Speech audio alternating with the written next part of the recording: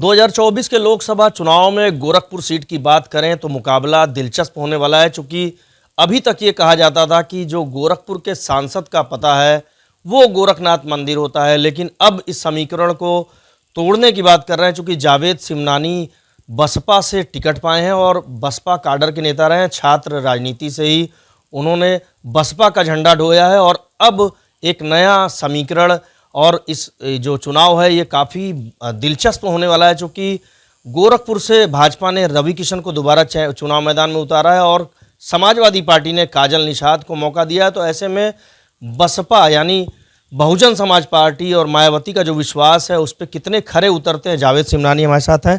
ABP live में बहुत स्वागत है आपका। और ये बताइए, क्या लगता है, बहन जी ने भरोसा जताया है और बसपा से आप तो छात्र राजनीति से जुड़े रहे हैं, तो किस तरह से आप ये जीत का जो झंडा है वो बुलंद करेंगे?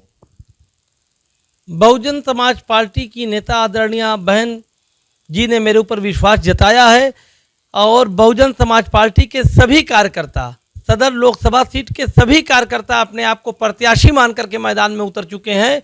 और अब प्रत्याशी से तो लड़ा जा सकता है, मगर जब हमारे कार्यकर्ता ने अपने आप को प्रत्याशी मान लिया और कमर कस लिया तो अब हम लोगों से लड़ना आसान बात नहीं है। हम लोग पूरे सदर लोकसभा में बहुत लंबे अंतर से चुनाव जीतेंगे, सभी बहुजन समाज पार्टी के कार्यकर्ताओं और जनता की आशीर्वाद के साथ। अच्छा, बूथ अध्यक्ष से जोनल कोऑर्डिनेटर तक आप रहे हैं और कई बड़े पदों को आपने लोगों को चुनाव जिताने में अहम भूमिका निभाई है बसपा से। तो क्या लगता है, गोरखपुर की अगर बांसगांव लोकसभा सीट की बात करें तो बसपा का गढ़ माना जाता है और गोरखपुर शहर जो सदर लोकसभा है इसमें किस तरह से आप अपने जो जनाधार है उसको किस तरह से मजबूत करेंगे?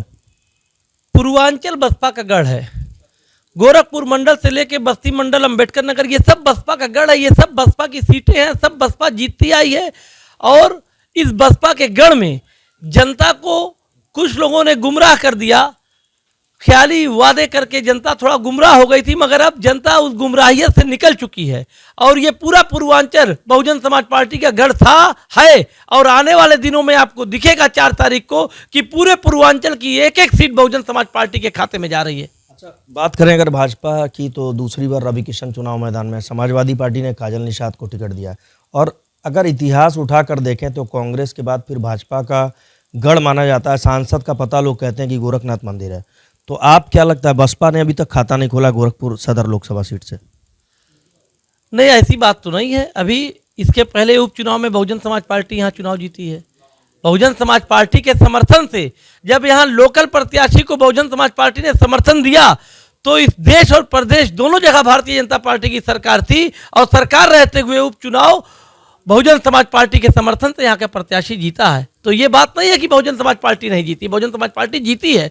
और ये चुनाव जो सामने है ये भी बहुजन समाज पार्टी बहुत लंबे अंतर से जीतने जा रही है। अब तो आप गठबंधन के साथ भी नहीं है, बसपा साइकिल अलग जा रही है, हाथी अलग रास्ते पर है। तो कितना जो आपको लग रहा है आपकी जो लड़ाई है वो कितनी कठिन?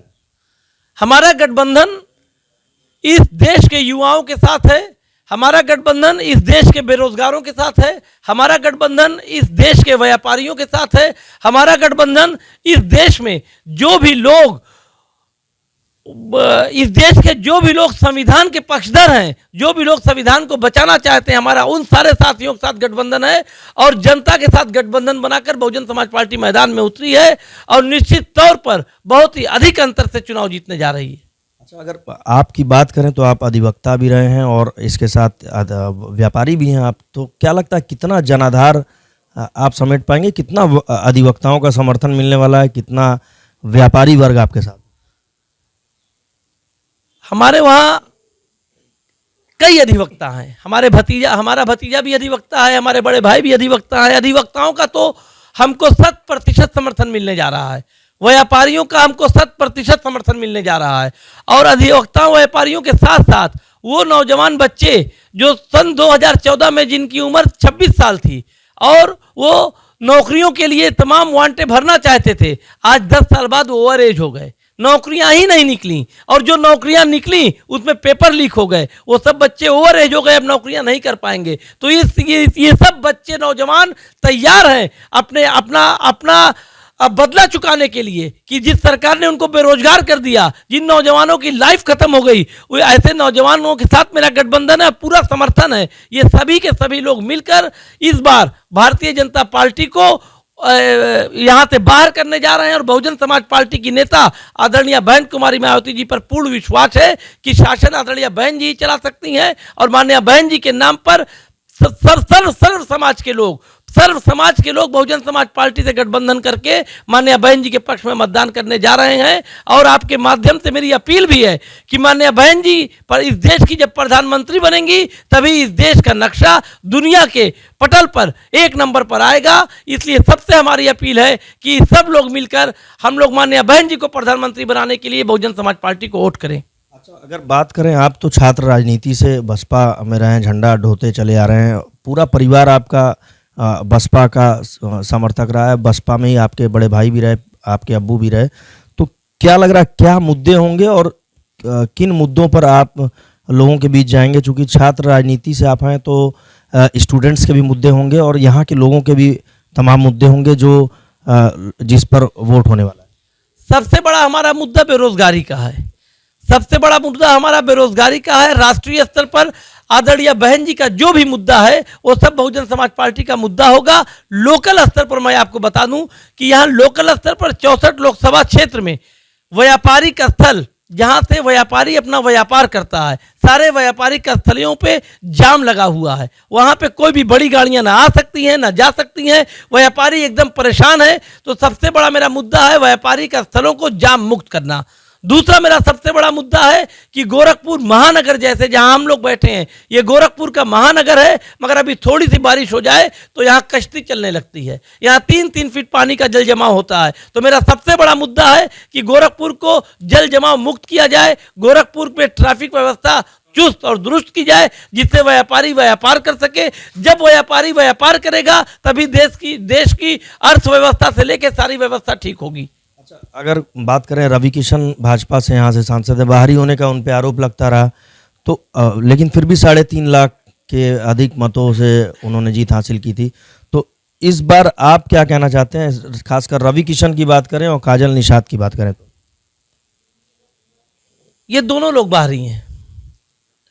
एक प्रत्याशी दूसरे को बाहरी बता रहे हैं और दूसरा प्रत्याशी उनको बाहरी बता रहा है, मगर सच बात तो ये है कि ये दोनों लोग बाहरी हैं और चुनाव गोरखपुर वर्सेस बाहरी होने जा रहा है। इस बार गोरखपुर की जनता अपने गोरखपुर के बेटे को ही चुनाव जिताएगी और गोरखपुर वर्सेस बाहरी का चुनाव है। गोरखपुर की जनता गोरखपुर के साथ है। इस बार गोरखपुर जीतेगा, गोरखपुरी जीतेगा और गोरखपुर वर्सेस बाहरी में बाहरी लोगों को इस बार जनता बाहर का रास्ता दिखाएगी। फिल्म स्टार भी हैं रवि किशन और इसके साथ काजल निषाद के साथ एक सिंपैथी, अभी उनकी तबीयत भी खराब थी और लखनऊ एडमिट थी, तो एक भावनात्मक जुड़ाव पब्लिक का हो सकता है, वोटरों का हो सकता है।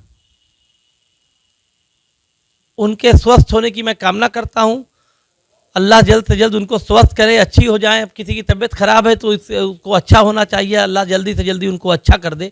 मगर सिंपैथी तो किसी को मिलना नहीं है, क्योंकि चुनाव सीधे सीधे गोरखपुरी वर्सेस बाहरी होने जा रहा है। और गोरखपुर की जनता बाहर के राजनीतिकरण से, जो बाहरी लोग आके यहाँ राजनीतिक दुनिया पे छाए हुए हैं, यहाँ सब के सब बाहरी हैं।